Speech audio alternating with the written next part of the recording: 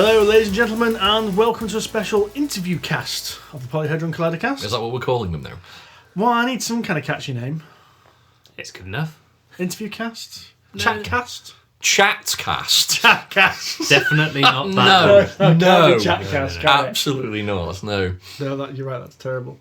Yeah, okay. Collider View. No. Rather than brainstorm ideas for the name of this section actually while we're recording, Solutioneer. why don't we just say we have a special episode where I have talked to Mr. Richard Denning of UK Games Expo fame, designer of The Great Fire of London and Nine Worlds. But the actual Great Fire of London. Yeah, that makes him quite old. It was the orchestrator of all that mess. So he started the fire. Yes. He burned those buns. He has mastered space and time. Indeed, Yes, indeed, he whereas has. we haven't. Yes, well, he must have done to create 9 worlds. Yes. Yes. So, without further ado, let's go to the interview. All right. Bye for now, Steve. Enjoy. Right, pub job? Gets my vote. So yeah, this feels like a bit like one of those Hollywood things. I'm at the glamorous Chung Yip's Chinese restaurant here in Chinatown, Birmingham. I've got Richard Denning with me, and you've got in front of us, pushing aside all the leftover chow mein, we've got Nine Worlds, which is your new game. Yes, indeed. Yes, just hot off the press. In fact, we're just about to head off to Essen to start selling it. Just setting pre-orders out at the moment. Game's on sale as of now. Walk us through the basics of what the game is first. Right, well, it's based on the Norse or Viking universe of 9 worlds. I believe there were 9 worlds in the universe, including Asgard and Midgard and so on. And the idea of the game is a little bit like a Risk game in trying to take over the worlds. So a combination of a bit of an abstract and a war game, I suppose. So what we went for is we tried to go for for a sort of a feel of a Viking style board game, a historical sort of board game to an extent, but with some modern game elements. So the general gist of it is that you represent one of the 9 deities or heroes of these worlds. So you might be Odin for Asgard, or you might be Beowulf for Midgard for Earth. Or fire spirit chap here, Sutir, and you represent that god, which is represented on the board by one of these avatar pieces, a little bit like a sort of Isle of Lewis chessboard style. And then you have your followers, which are your armies, which we've got these acrylic stones to represent. So they'll be on the board representing your armies, and you're attempting to take over as many of the worlds as possible. So the game is played over either 3, 6 or 9 rounds. 3 rounds is really only just about enough to teach the game, but there's a scoring phase every 3rd, 6th and 9th round. So you can just play 3 rounds to at least know how the game works. That's not a bad way of actually learning the game or demoing the game. 6 rounds is really a sort of more standard length of a game, which would last about, say, 75 minutes, 60 minutes, 75 minutes, something like that. The full 9-round game is, depending on the number of players, could go on 2.5 hours or so. It depends on the number of players and how analytical people are, really. The idea is what you're trying to achieve on those scoring rounds is to control as many worlds as possible. So every world you control will get you 5 points. Every world that you dispute, so maybe there's the same number of blue stones and red stones in a world, say, would be 3 points. Every stone on anywhere in the 9 worlds is 2 points. And also you get points for being on as many worlds as possible. So more worlds you're on, the more bonus points you get. There is a combat mechanic, very simple battle mechanic in the game, and there are points for winning certain battles. So each turn is an action point based game. So you'll have a number of action points, which is shown on a little chart there, which varies dependent on the number of players. So in a 3-player game, you would have 8 points normally, 7 points if you lose control of your home world. So losing your home world is a bad thing. Well, something that the players will try and do to see if they have the opportunity to take the world off you. They'll go for that, and that'll probably mean you'll spend a problem in turn doing your best to get it back again. You get bonus points if you're the first player in a 4-player game and above, or the second player in a 5-player and a 6-player game. This is because going first is a disadvantage and going last is an advantage, both because you can see what everybody else has done before you with all their points, but also because the combat works on the basis that there's an advantage to people lower in the player order. you'll have action points, and you will spend those action points on this little menu that you've got on the chart there. Which, an example would be to move a stone onto one of the 9 worlds, it costs a point. To move your avatar piece costs a point. To move a stone onto a world that you're not on, where your avatar isn't present, is 2 points. So the avatar makes it cheaper to bring stones on. It costs points to move stones between worlds.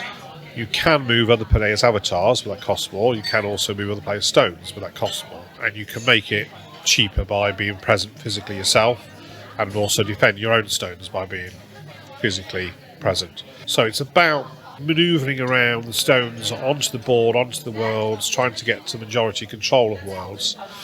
And then what happens is, after everyone has done all those action points, there is a battle phase and the world powers phase. Now, the battles happen if there are more than 5 stones in a world. And what would happen is, we had 6 green, 7 red on a world. The player order would determine how those stones come off. So let's say that red is earlier in the player order. So red would come off, then green would come off. So now we've got 6 and 5. So then another red would come off, and you carry on down until you've got only 5 stones in total, which would probably be red. Would probably end up having the most stones in that example. That means red's won the battle. The green stones are destroyed. They just go back to the player's reserve.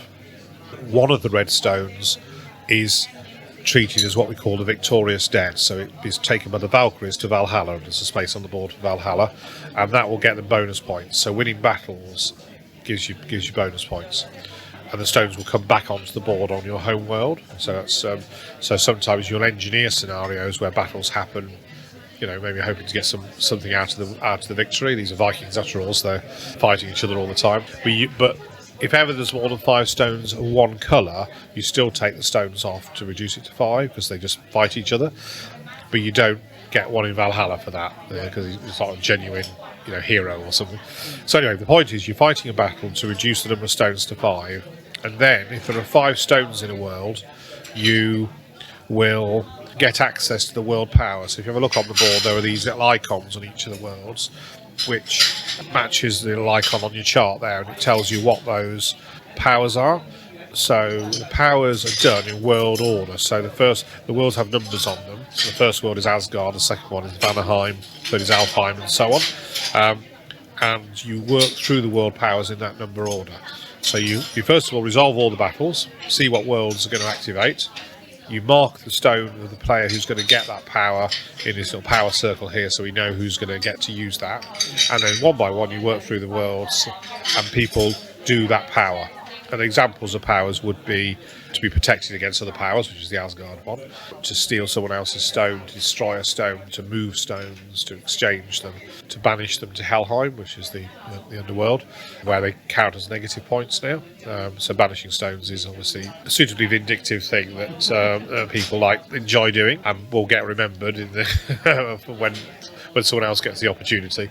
So you try and take control of the worlds in order to use those world powers to then obviously get your position in the game to be better, so that on the scoring rounds, hopefully you've got control of as many worlds as possible, have as many stones on the board as possible, and so on.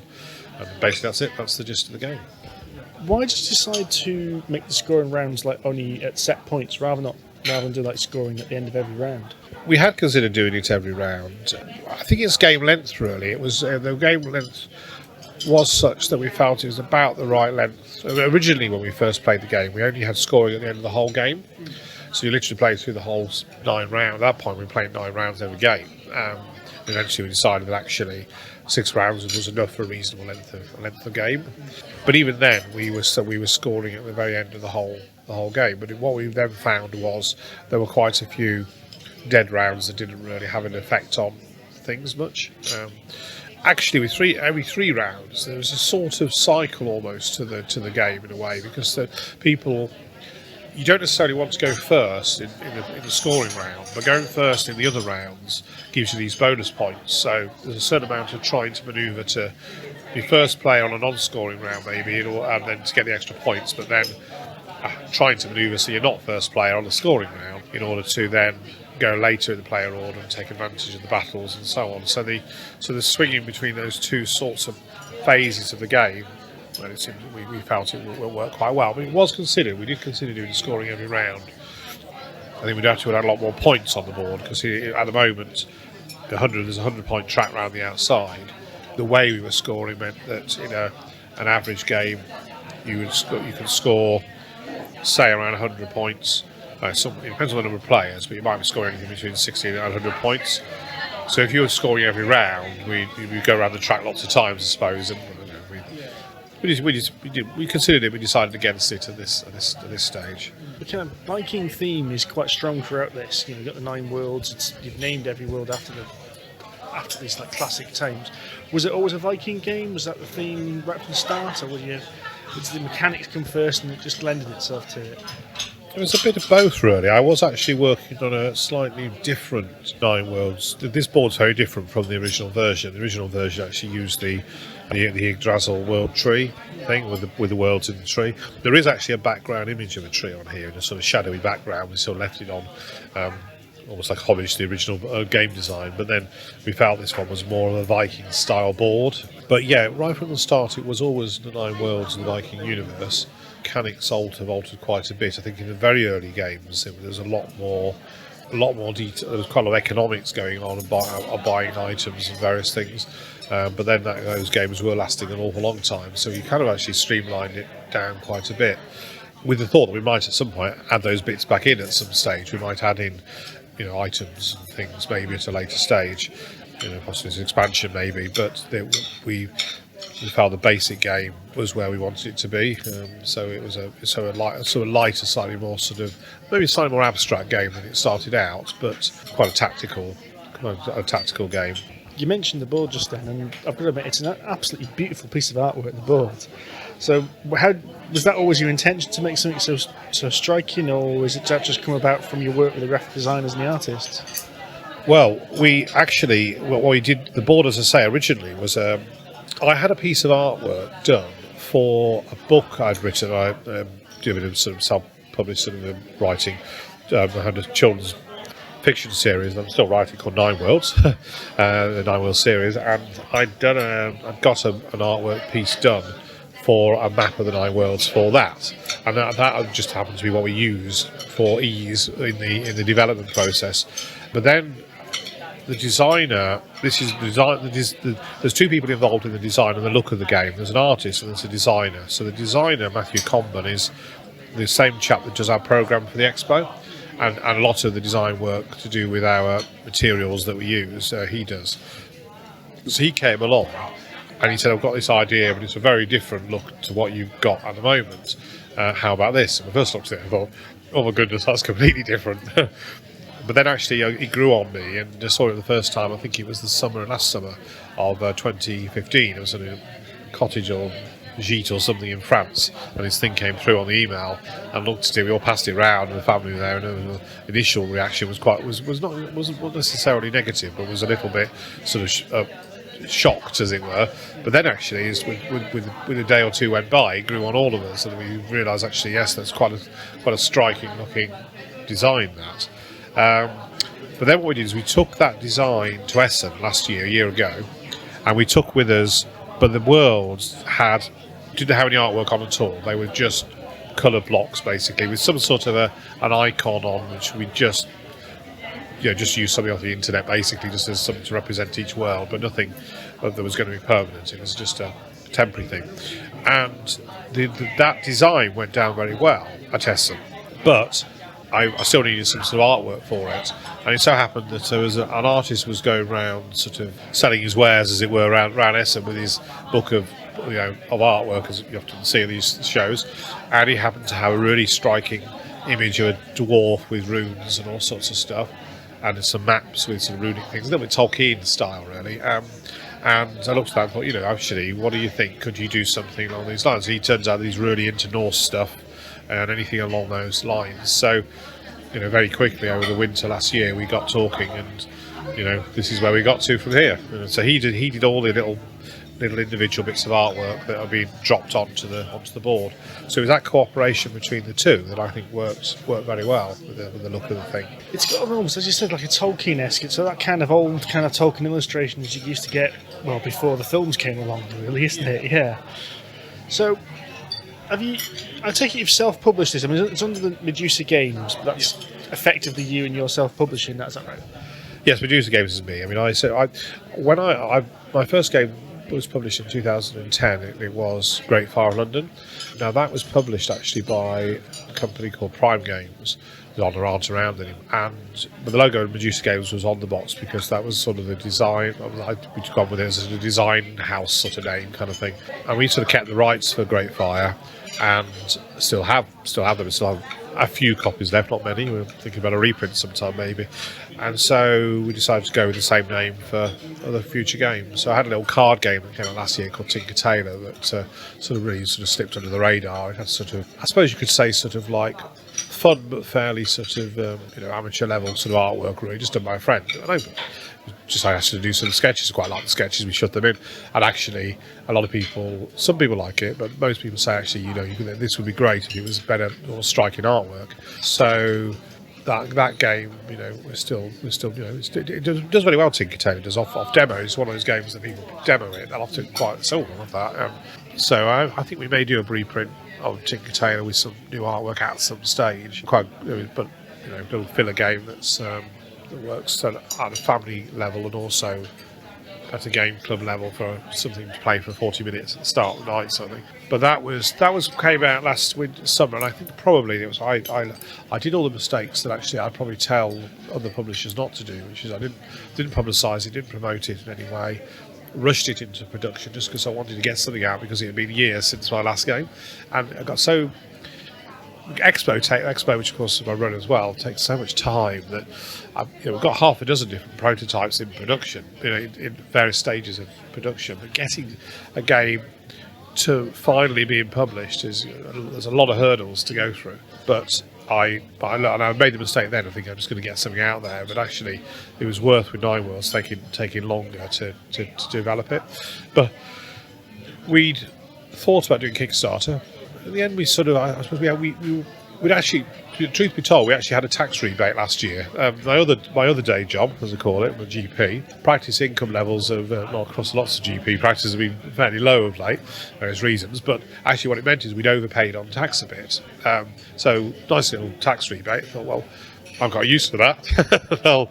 I'll put it into this, and so that allowed us to do this without necessarily having to go to Kickstarter and do all that came of it. But it meant that we had to put quite a bit of work into promotion, really, because of course so many games, so many companies, and we discovered with Tinker Tailor last year is that you can be very invisible, especially in Essen. You go to Essen, and there's 700 new games or whatever it is every year. Well, we were a sort of back end of nowhere stand at Essen last year. They didn't really have any passing traffic at all almost. So I think we learned how easy it is to be almost invisible about things. So they've got quite a little learning process for advising other publishers actually, with my other hat on as Expo, about how to do things right and how to do things wrong. You weren't tempted by Kickstarter at all, basically, because this. I thought about it, and I think probably I will have a go probably some time doing a Kickstarter with games. I hadn't really had any previous experience with it, and my previous experience with Great Fire in London was we actually part-funded Great Fire in London. It was mainly done by a publisher who took it on, but we put in about half the money for that. So I was familiar with that model of doing things and funding it and having a go. And I know that things have moved on a bit now, and maybe lots of people nowadays most things seem to be kickstarted, but not all games. There's plenty that do come out that aren't. We felt we had a game that we would quite like to get out there, and there seemed to be a reasonable amount of interest for. So we thought we'd just go ahead with it. See how we go. You showed this off at Expo earlier in this year.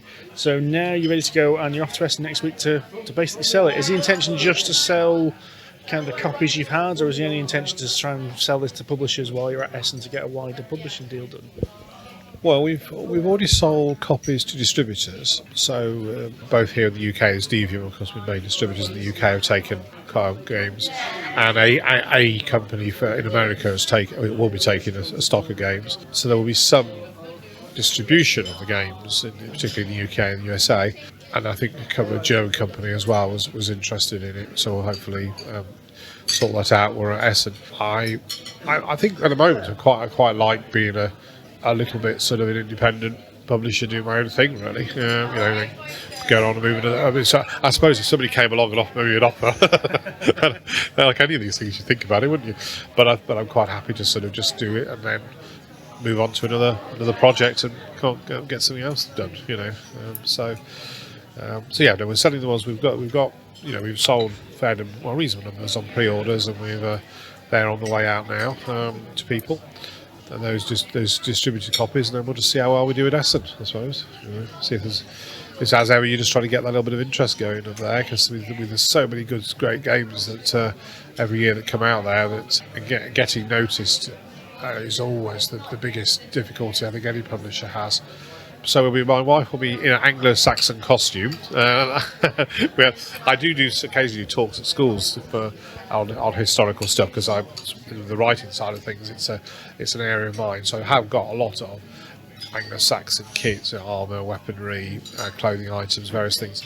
So we decorated part of the stand at Expo, and if you saw it as like a Viking kind of like ale hall effect sort of bit with the furniture and stuff. So we'll have that there as well, because I think that helps bring a bit of people in. And I think you've got to do something like that. You've got to do something that stands out in order to draw a little bit of attention to things. So you've alluded to this been 2 years development now? I actually look back, and I think the very early versions of it go back something like about 4 or 5 years, when it was somewhat of a different game.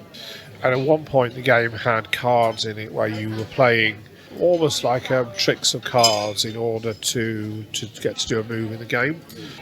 But we eventually worked out actually we were playing whist in order to then get the right to that move game counters on the board. And also the game length was very long. And there were limited choices, because the options the moves you could do were on the cards. And so we got a lot of feedback. There was a few people that liked that version of the game, but the majority of people said, why do you need this element? You don't really need to take that away. And in fact, once we'd taken that out, it brought the length of the game down to much more manageable proportions and things. So I think it's taken 3 or 4 years from the earlier stages. This version of the game, this board was first seen in the flesh, as it were, in the summer of 2015. And in Essen, I think, was the first time I actually demoed a game on it. It's been a year of further development since then. And you have to go through quite a few stages of this, of trying things out, feedback and comments. And we're still adding in slight tweaks and changes. Well, even at Expo, actually, there was a few changes were made following feedback at Expo. But you've got to get to a point of saying, well, that's it. that's the design. Let's go with that. Let's talk about your other hat for a moment. So let's have a look. Let's talk about the UK Games Expo, because my understanding is you're one half of the people that organise this, right? Yes, I'm one half. We actually have two directors for the Expo who actually own the company. Initially, Expo was actually a partnership of a few people, really just a group of friends. But when we moved to the Hilton, it became obvious that was going to be a significant financial risk, and really we needed to put things on a much more solid basis. So it became a limited company. We VAT registered fairly soon afterwards, and 2 of us are directors of the company. And us of the last few months have actually been getting a bit of a salary for some of our hours in the week of time to run it. So yes, there's 2 of us that do the most of it. But we do have half a dozen or 10 what we call senior managers who each have areas of responsibility. So someone's job is to look after the seminar schedule, someone's role is the organised play, someone else is the trader liaison who will sort of deal with the traders and get them into the halls and things, tell them how they're going to get their passes, that sort of thing. So we split up areas of the show into departments with managers. They tend to get involved as we move further forward. So the first few months of each sort of cycle of each year is really just the two of us, and then we go to Essen with quite a group of people, sort of bringing two or three more to help have meetings, because we have so many meetings there that we can't actually all do it ourselves. So what we end up doing is having a couple of areas for meeting on our stand there, and then gradually, we fairly soon after that, we'll have our first big organisers meeting with 10 or so, 12 people, which will be then the team for the year. So probably November, December, we'll get them all together and say, okay, here you go, here's the plan, this is the space we've got, what are we going to do with it? and we go from there, really. There's a combination of a couple of employed people, directors, things, and a fair number of semi-volunteers, insofar as they get a little bit of, they get expenses and a bit of, contributions to funds and things, but on a salary basis. And then 150 or so volunteers over the weekend who just come and help out and things. I should probably say, actually, congratulations, because that last expo was not only absolutely massive, but absolutely brilliant. Yeah, it's nice to get to that stage, really. I mean, I remember we set up all those years ago when we first started out. I kind of had in my mind it'd be great to do something like Essen or Gen Con or something along those lines, somewhere in between. We didn't want just the Essen model, which is essentially a trade show, but not much nothing in the evening really. It all closes down, doesn't it? And then you go back to your hotels and play games. We wanted more of a Gen Con model of events going on in the evenings and things on. We wanted people to be there for 3 days basically and not want to leave, sort of thing.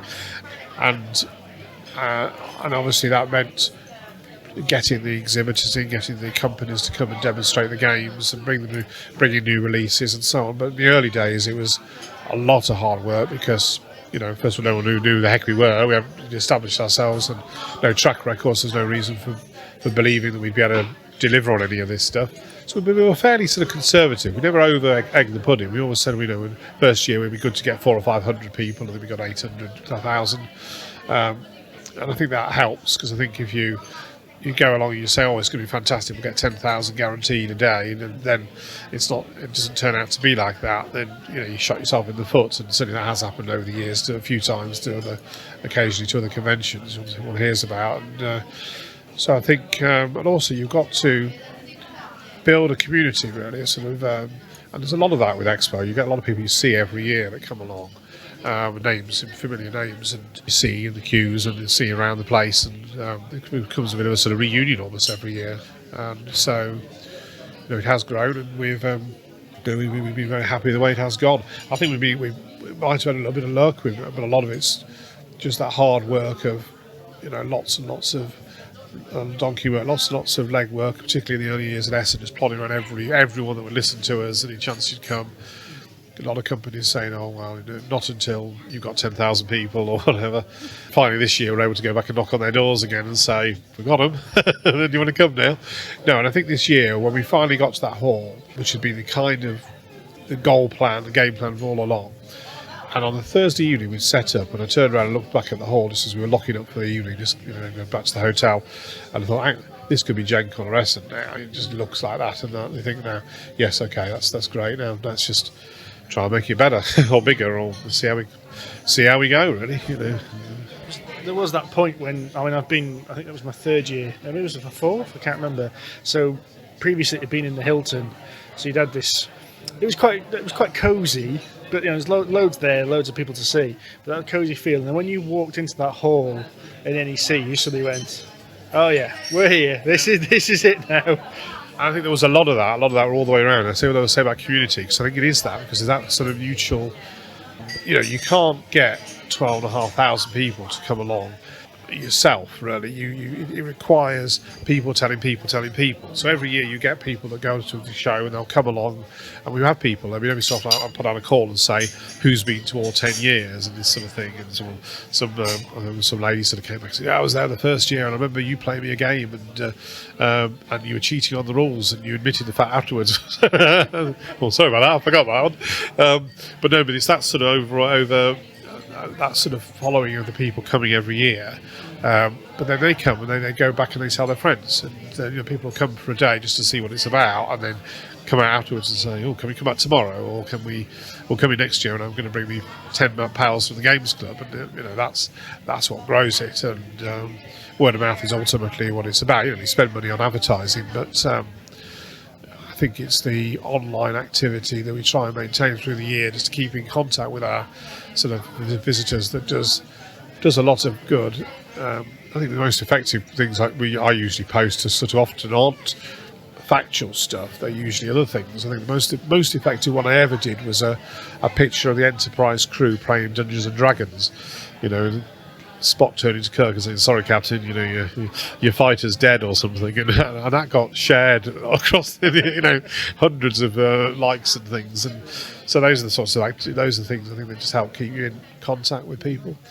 I suppose because we are gamers ourselves, I think ultimately that comes across as well. So we're not doing this and never intended in the very first years, particularly, that it was going to be a commercial operation. Say for 6 years we hardly heard anything out of it. I got an iPad out of it. That was all I got for the first 6 years of the expo. And now, yes, we are paying a salary, and going forward, I think just a simple amount of time it takes requires a few people days a week. That's just necessary. I think most people now accept that. Whatever we sort of sheepishly said, yes, we're on a bit of a salary now. Most people say, well, why wouldn't you be? Clearly it needs a bit of time and work and things. Because ultimately we started as, going to Essen and saying we want this sort of thing here because we want it to be there, because we really enjoy going to it. The ironic thing, of course, is we very rarely get a chance to see much of our own show because we're so busy all weekend. I tend to spend all the time inside an office with Tony, discussing various things that are going on and what needs to be done next. And we whenever I manage to get a wander out, usually there's a buzz on the radio within 10 minutes, and some crisis has happened. But we're getting better at that because we've now got a whole team of people that is getting to the stage. A lot of the little issues that beforehand would come all the way to the top now get dealt with further down the line. But nevertheless, we don't get an awful lot of chance to actually enjoy the show itself when we're actually there, which is quite nice fun to go to other shows, to be honest, because then we're going to finally a chance to sit down and actually play a game occasionally, which is good. You mentioned kind of outreach, and a couple of things that I've noticed on your feed the last couple of weeks. Number one, you're sponsoring AireCon, which is, as I'm recording this, in 2 weeks' time, so it's the weekend after Essen, and also you've just did a partnership with Beasts of War. Can you explain anything about them too? Yeah, well, AireCon actually, the chap that run AireCon he actually came to us and he volunteered in our office this year, helped us out in the office side of things. And he said to us right from the off, he's running a little convention, and he just wanted to pick up a few tips, really. So he was quite honest about it all and said, are there things we could do, to improve his thing. And so we looked at it and thought, well, we didn't. It's not been a huge sponsorship, but a little bit of support, and I think, and also throwing in a bit of support behind from the social media side of things, I think is good. I think the point was that we know how it is to be quite a small little convention, trying to get a bit of traction and get the following.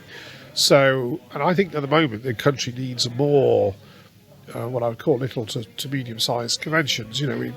Most companies are not likely to come to more than one or two big shows in the country in a year, just because the economics of it. They can't flights from America or from Europe, wherever it might be. A lot of them are only producing one game or two games in a year, so it's not likely that we're going to get dozens of sort of expos suddenly popping all over the place. But those sorts of shows do generate several things, really. They get the sort of they build the sort of community. They get people playing stuff that maybe aren't aware of, games and things. They get them playing them, and that increases just the general number of people playing games. It's going to be good for any sort of level. It also is actually a great place to go to, as I said, just to attend anyway. You get a chance to play the games occasionally. As a publisher, it's often you do quite well at these little shows because there's not many of you there. And sometimes you go to a little show and you almost like treated as royalty almost. Not they're looking for that particularly, but the point is, you're you're able to get a little bit more attention than you could get at Essen. So it's good to encourage these ones, and they're actually great places for playtesting games. Because exactly the same thing. You want people to play your games. So I think we from an expo side, it was something that we wanted to encourage to build that community, and I don't see why. I was talking to another publisher from one of the other companies recently from UK Games, Dominoes and Frankenstein's bodies and their games, and they were saying what they ideally would like to have is a convention where about once a month that they could potentially go to. So I think that it's trying to get that going, really. From the other side of the coin, from the other question, which is about Beasts of War, they actually approached us because I think they'd sent a roving reporter for the last couple of years, but they've been thinking about coming for a little while because I think they want to see the growth of the whole industry, but they're obviously more focused on the miniature side of things, a little bit more so. And what they were wanting to do is to see if they could work with us to build that side of the show, really. And so we flew over there to Northern Ireland where they're based, and had a good chat with them, and it just seemed to be that we could do a lot that would help both us and them, but also they've got such a following of people that we can, that would obviously help promote Expo gaming in the UK generally, the hobby game industry. That having them behind us has got to be, it's almost like a no-brainer, as they say, isn't it? Really, if they can get that sort of support. And from our point of view, they're looking for a place they can come to and cover. They've been looking for a sort of Gen Con type of show, for a while. And they have supported Salute for a few years. Salute, of course, only one day, and it's more of a war games thing. And what they were looking for is more that kind of like weekend convention, which I think we do provide that. At least that's one thing we do quite well. And I think it just worked really. They would come and they would do hopefully a bit of a live show, but ultimately looking towards maybe some streaming from the show. Possibly not this year. They might be recording, and then they'll probably get the stuff online there over the course of the weekend. Was their plan? So we're going to give them obviously for this to work, they need facilities, space, internet connections and stuff, and we can facilitate that. And so it was a decent arrangement really that would work both ways, and hopefully we'll see more people coming to the expo from maybe those areas of the hobby games market. But equally, if we can, as a result of that, attract perhaps a few more miniatures companies, particularly on the sci-fi and fantasy side, I think, which is probably where most of our visitors are. But even the historical, if there's now enough people coming that there's probably enough there for the. I think there was one or two companies who do miniatures who have told us that they'd sold more miniatures this year at the expo than any of the other shows. And that would have been a surprise a few years ago because we were much more board game and role-playing orientated. But it's just the numbers, I suppose. You get 12,500 people through the door, there's going to be some people that want to buy, anything really. So hopefully, yes, it'll be a opportunity to grow that side of the show, which has been the sort of, I suppose, slightly weaker arm. Although, as we've shown from the X-Wing miniatures tournament that we did this year, it's certainly not for one to try, because 450 X-Wing players means that we're certainly willing to provide for the miniature side of things. So I think we'll probably see a growth of that area in the next year or two. Because I stumbled into the X-Wing room and my gas was flabbered, I think, because I've taken part in a couple of X-Wing tournaments before, and the biggest one I took part in was 50 people. So it's 25 tables. To go in there and see, I think it was 250 tables set up was awe-inspiring, really. Yes, when it came, actually doing a tournament of that scale brought in logistical problems which hadn't been tackled before, because the software that Fantasy Flight had to run their tournaments is really designed for 50-odd player tournaments, and not designed for 112, 256 or 450 odd as we had, simply because what you do is you go along with your fleet and you all queue up and register your fleet normally, and they put it on the system, and then the guy comes up, and that's okay if you've got sort of 50 odd people or something, and they can quickly just tap in your fleet and things. But imagine doing that with 450 people, because it all runs in a browser on one laptop. It's not you can't do this on multiple computers at the same time. So we had to just find a way of doing it, and effectively Tony, my fellow director, he's basically anything to do with techie stuff at the show is his bit really, and he'll come up with solutions that just haven't been done before. So he wrote sort of software, that was able to grab lists from some of these online fleet builder sites and crunch them together and just dump them into this system. So we then encouraged everyone to pre-register. We did it in a fairly bullying way, to be honest, because we put a little clock on the website that says estimated time to first round. And we started it off, and it was ticking at about 24 hours because we estimated it was going to take probably about that amount of time to get through 450 players, with fleets and everything. And so fairly soon after that, the community started saying, I'm not waiting more than half an hour or so for this first round. So if you haven't registered your fleet online, I'm going to come around and talk to you. So I think fairly soon they bullied each other into registering, and there was hardly anyone that turned up that needed doing on the day as a result. And I think that worked well. But that's the sort of problem it's only when you get to the size of the expo with the sorts of events that are running that suddenly you get things on a scale that you've got to just come up with solutions because they've not been done before, And so that was interesting to do, and a lot of headache, especially for Tony. I mean, I get the easy part of it. I just promote the stuff, and put it out there, and hey, come play our tournament, and he has to work out how to make it work, and so. So how many ideas have you come up with then when you've gone to the board meeting and gone, we're going to do this, and everyone's going to go, no. Oh, we've had one or two ideas. We had some idea about one or two. We got ideas for like a queue game at one point, whereby people could play things in the queue with cards and things. So we thought about, it would be great if we just sort of did these packs. I don't know, 5 cards, and we threw these packs out to everyone in the queue, and the different part, all the cards are different. But if you get a set of 5, it'll give you a 10% discount on Fantasy Flight, maybe. And we envisaged that people would be swapping cards backwards and forwards. But then we sat down and did the maths. We said, well, hang on a minute. Everyone's got to have a pack. That's 5 cards. How 12,500 people? So now you're talking how many thousand cards?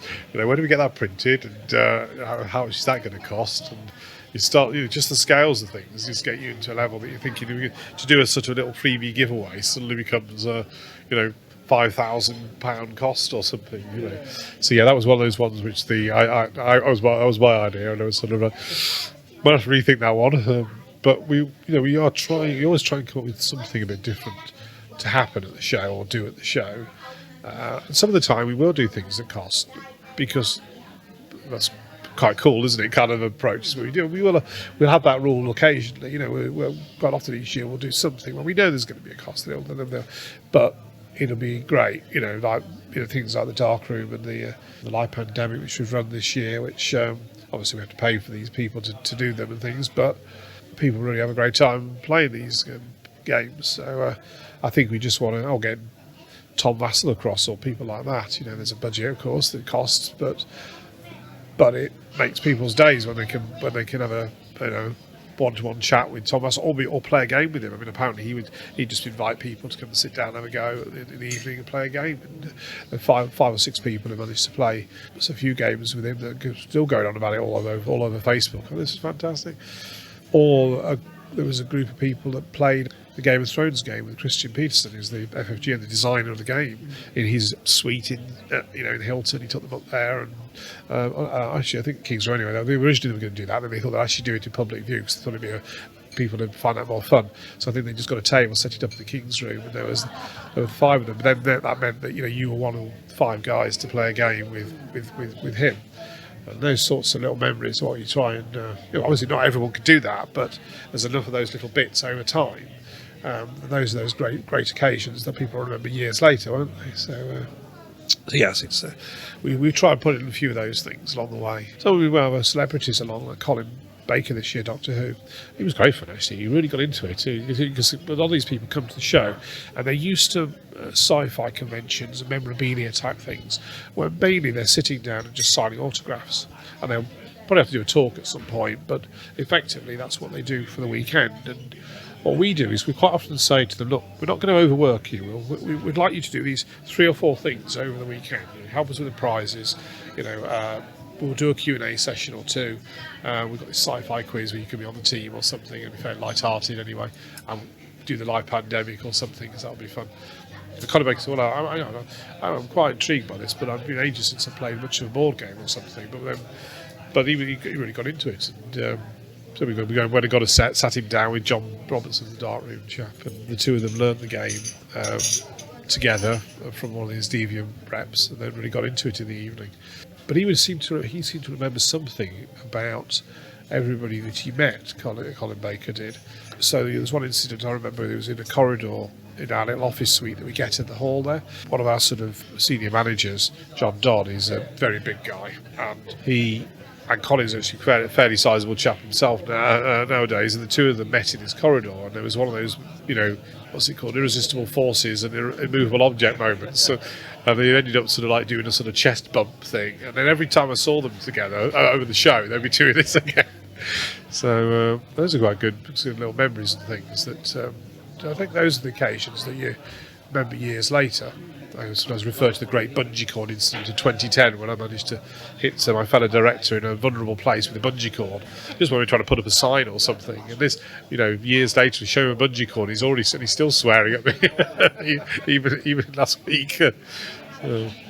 I did put a call out for some questions, so I'm in a second, but I think you probably know the person who's asked this question, Mr. Paul Grogan.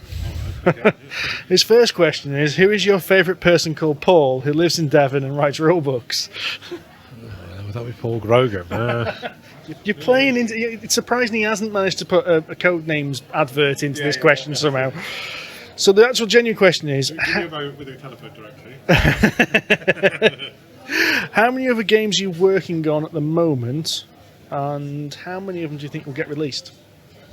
Well, there's a bit of a depends on that, and depends on Nine Worlds, to be honest, because as I said, a tax rebate is the funding of this. Depends on how well it goes as to whether we'll be going on with the next one. My current project that we're probably pushing ahead with most at the moment is one called Flying Machines, which is inspired by the Magnificent Men in the Flying Machines idea. You've got the prototype in this bag here somewhere, but it's basically the idea is you get to build a plane at the start of the game, and then you're racing the planes. So you have choices of various sort of 1910 mod type of planes, build components together and then race them. But there's lots of dirty tricks. So a little bit of a hybrid of an air race with that really nasty horse racing games kind of concept. So you're playing cards, which makes people's wheels fall off when they try and land or something. So that's one that we are. We're playing on, and if that we'll see how we go. That could well be the next one, in a year or so. We'll probably have that as a prototype out at Essen, and probably the one that we'll start developing at shows the next year. I have a couple of other games that for years have had this great museum game on Board Game Geek, which we put up there. We got quite a way along with, and then the expo got in the way, and it got very busy, and it sort of sat there on the shelf as a sort of game, sort of 70% done for 5 years. And lots of people keep saying, "Well, are you going to get a museum out? Because that would be, we enjoy playing that one when you played before. It's sort of like a collections in museums and things, putting on special exhibitions and this sort of thing." So we'll see about that one at some point. Might dust that one off. And there's another one called London Bridge, which we did show at the expo a couple of years or 3 years ago. So building the historical London Bridge. We've made a change with that because that was originally a sort of like 2D sideways on bridge where you're sort of putting down tiles and things.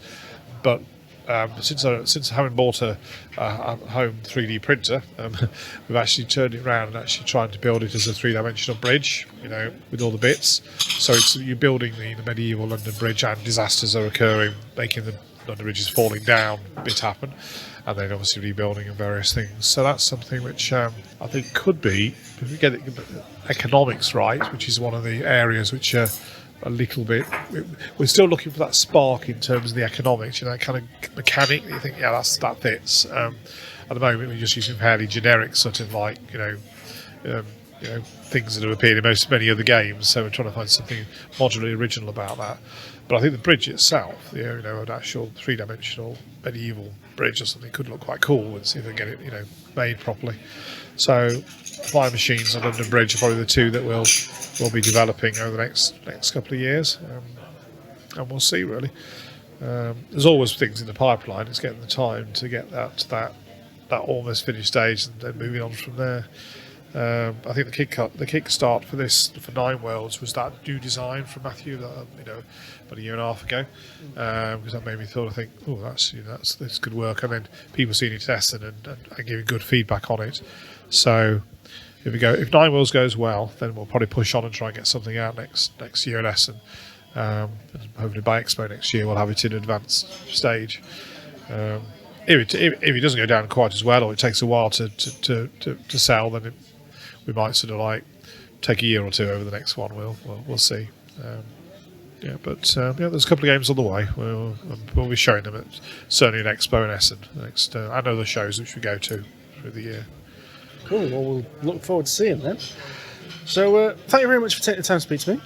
Good luck, because you're going to Essen about a week after. Well, less than a week actually, isn't it? From when we're talking now. So when this comes out, we'll get this out just before Essen itself comes.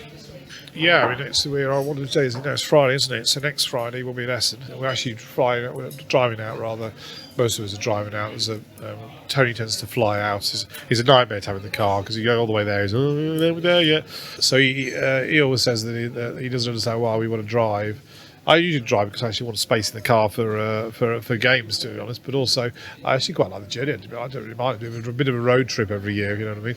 And anyway, with Medusa Games this year, we've got obviously have the facilities and the capacity to take games delivered to the stand, but we don't know how many we'll sell. We need to bring what we haven't sold back. So driving there and back is necessary. So we'll be driving out on Tuesday, and we'll be there for almost a week, really. So. It's always a good trip, so I look forward to it.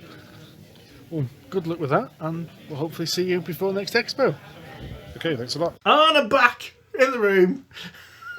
Hang on a minute, we were still drinking. Yeah. Somebody just got back from the pub. It Hi. wasn't that long. I haven't seen how much we can drink. And how quickly we drink it. Anyway, thank you very much for listening. We will be back very soon with a normal podcast. There's no such thing. No, there's no normal normal podcast. As normal as we get. Which I'm trying to aim for some kind of consistency here, but no. Right then. I don't think we should aim. No. Just blind stab in the dark. Tatty bye, folks. Bye for now. Word.